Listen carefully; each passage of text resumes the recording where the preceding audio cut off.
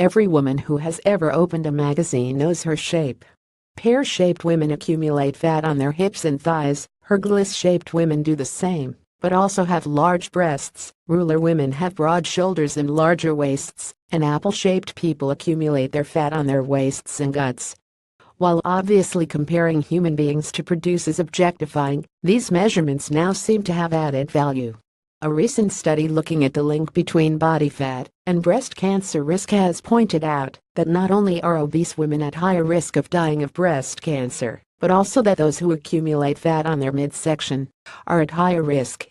In other words, apple-shaped women are at higher risk from breast cancer, especially if they are significantly overweight or morbidly obese. This is only one in the growing number of studies linking obesity with the risk of being diagnosed with cancer in general, including rectal and ovarian cancers and breast cancer in particular.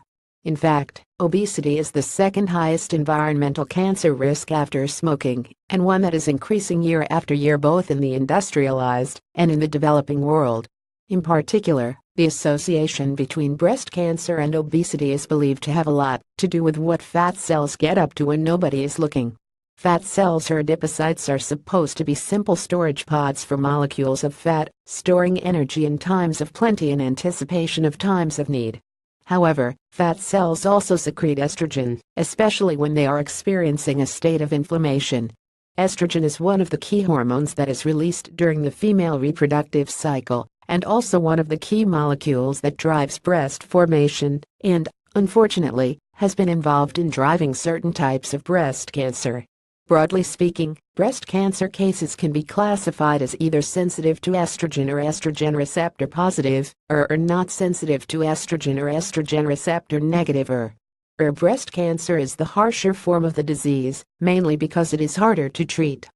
Breast cancer is responsive to hormone therapy as a first line of defense, and usually carries a much sunnier prognosis than breast cancer, where the only options are chemotherapy and radiotherapy.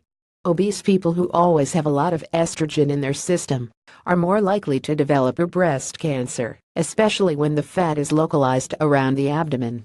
This means that obese or apple-shaped patients will have the tougher form of the disease, as well as being more likely to receive a breast cancer diagnosis in general. What does this mean for overweight people around the world? This is yet another wake-up call for how sorely we need to start implementing programs to help people lose weight as a crucial matter of public health. We can all do our bit.